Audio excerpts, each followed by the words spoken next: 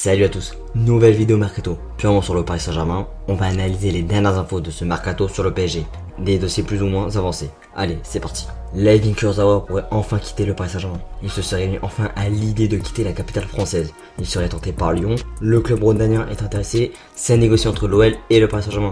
Le latéral français aurait déjà presque trouvé un accord avec les Gones. France Football, Foot Mercato, Goal France, ainsi que le Parisien sont unanimes. Layvin Kurzawa est tenté par l'OL. L'OL le veut, ça négocie en coulisses. Côté du Paris Saint-Germain, le PSG aura fait bonne vente. Vendre un joueur qui ne progresse plus depuis 2007, qui a un salaire conséquent et qui montre de l'inconstance au niveau de performance ainsi qui est souvent blessé, Paris s'enlèverait une épine du pied. Pensons aussi aux joueurs. Il resterait dans une équipe compétitive qui jouera l'Europa League avec un coach ambitieux. Il garde une certaine chance de retrouver l'équipe de France malgré que l'environnement lyonnais ainsi que l'effectif soient moins attractifs que ceux du Paris Saint-Germain. Ça reste un club à son niveau. De plus, Lyon est proche de se séparer de Maxwell Cornet d'après les derniers échos. Ça serait Burnley. Les deux clubs se retrouveraient gagnants dans ce deal.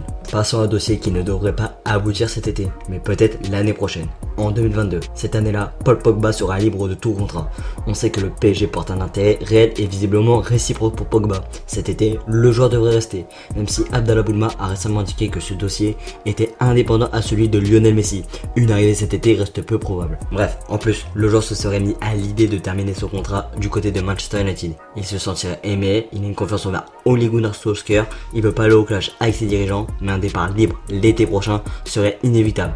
Le PSG aurait un plan, proposer le meilleur contrat possible à la pioche pour effacer la concurrence. Le Real de Madrid et la Juventus seraient susceptibles de signer l'ancien Turinois libre l'été prochain. Paris serait prêt à offrir 600 000 € par semaine aux joueurs, selon le média anglais The Independent. Ces infos pour moi ont un sens. Le joueur termine son contrat, tente de faire sa meilleure saison du côté de Manchester United. Manchester United monte en puissance, possède une équipe compétitive, possède un réel projet. Cette saison, ça va être l'élément phare pour l'avenir du joueur. Soit il se sent bien et continue sa carrière à Manchester, soit il aura un réel besoin de changer d'air et les clubs intéressés auront une meilleure manœuvre financière. On sait que le joueur serait attiré par l'Espagne. Le Real est en reconstruction. Qui mieux que Pogba pour être un élément star de la reconstruction madrilène. Et puis pour Paris, ce serait encore un coup extra. Signer un champion du monde, un phénomène balle au pied, un joueur qui a de l'expérience et qui sait tout faire balle au pied. Ce serait un énorme coup médiatique et sportif, encore de la part du club, même si je pense que c'est peu probable. Affaire à suivre. Kylian Mbappé, un dossier où tout le monde sait vraiment rien, visiblement. Tout est relayé sans réellement réflexion. Hier, Marca a inventé que Mbappé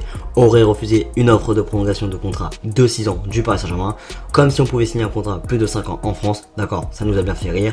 Des insiders ont relayé Josep Pedrerol, qui a vraiment des bonnes infos. Ces infos sont quasiment systématiquement bidons. Pourquoi le croire dans un tel dossier? Kylian Mbappé ne veut pas prolonger. Ça, je pense à mon avis que ça... Tout le monde le sait. S'il aurait voulu signer un renouvellement de contrat avec le PSG, il l'aurait déjà fait. Ça parle de prolongation depuis 1 an et toujours rien. Sûrement, il ne veut pas se sentir emprisonné. Quand tu t'engages avec le Qatar, tu t'engages jusqu'au bout. Pour moi, Kylian restera. Pure conviction. Il a présenté les 2 maillots du Paris Saint-Germain de la saison. Il a joué les 2 premiers matchs en Ligue 1. Il est arrivé 4 jours avant la date initiale de la reprise. Le joueur veut terminer en beauté avec le Paris Saint-Germain. Il doit rien au PSG. Il a un contrat jusqu'en 2022. Le Qatar n'est pas dans la nécessité d'en tirer des liquidités. Il a réalisé une saison exceptionnelle. Il a toujours été fiable physiquement. Sans les autres stars, il a porté ses responsabilités lors de la dernière saison. Aussi, comment le Paris Saint-Germain peut s'asseoir sur un éventuel scénario? Le scénario de voir Mbappé, Neymar, Messi dans la même équipe. 3 joueurs du top 5 mondial. Enfin pour Neymar, je parle du niveau intrinsèque, dans son talent autrement dit. Même s'il part libre, ça ne dérangera pas le Qatar d'un point de vue financier. Avec les 2 grosses dernières saisons du club en LDC, le transfert de Messi libre qui aura des retombées économiques positivement importantes. Clairement, céder la star de son pays à un concurrent européen, cela donnerait clairement une mauvaise image du club.